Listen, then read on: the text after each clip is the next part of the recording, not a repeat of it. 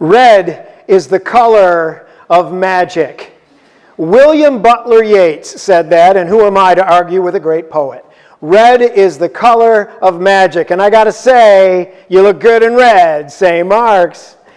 Sports fans wear their team colors on game day, right?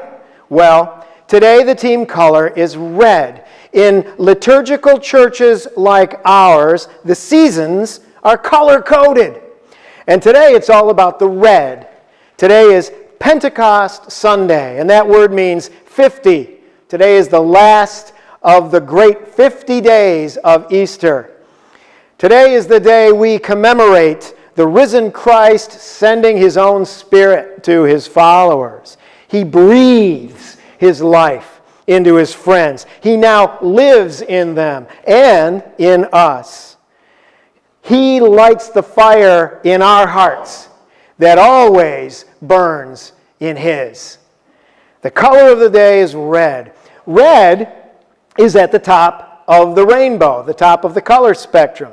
Red is primary and intense. Red is the color of fire and sunsets and sunrises.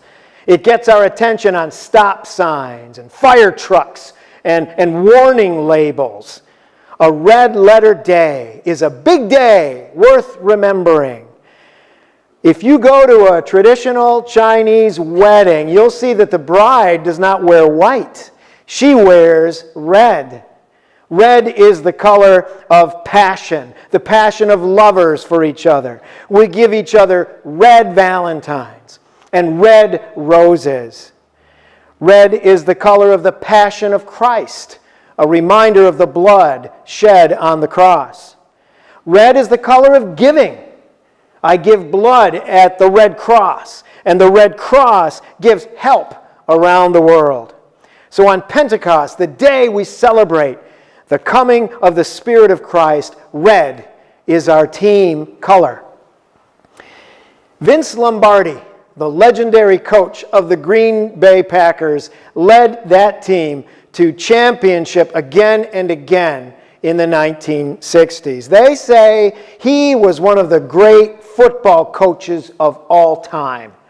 He was actually not the first coach to say this, but he's well known for saying, winning isn't everything. It's the only thing. Well, with all due respect to you football fans everywhere, I disagree. Let's talk about another legendary leader, a man named John. They say he's the one that wrote the gospel with his name on it. They say he wrote 3 letters in the New Testament.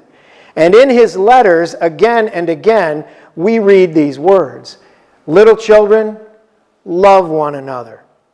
And in the Gospel of John, Jesus says again and again, love one another. Now there's a legend about this John as a very old man.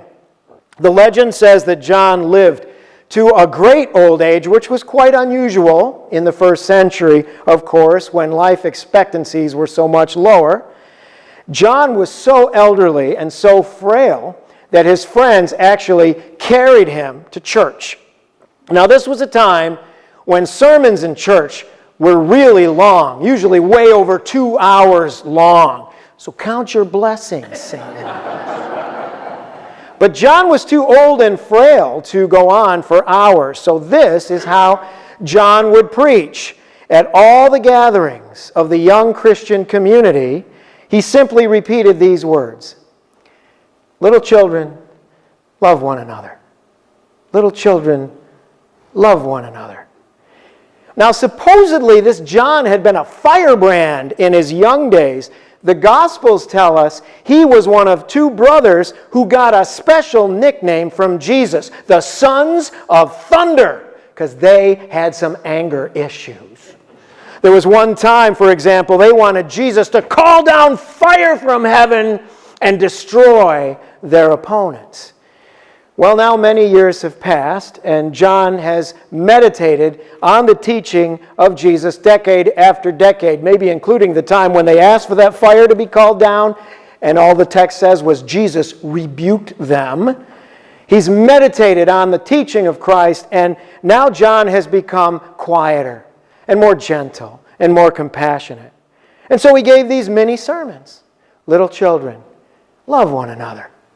Little children, love one another. The Christian community loved old John, and no one questioned these little sermons at first.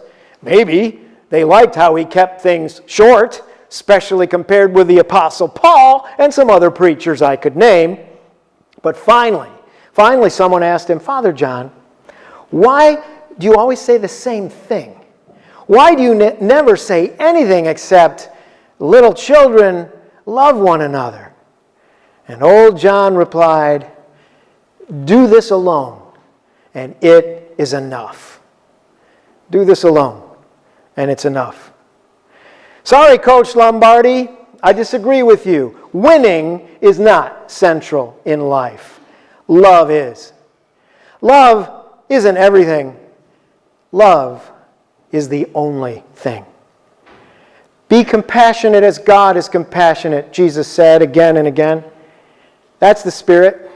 That's the Spirit of Jesus. That's the Spirit of love.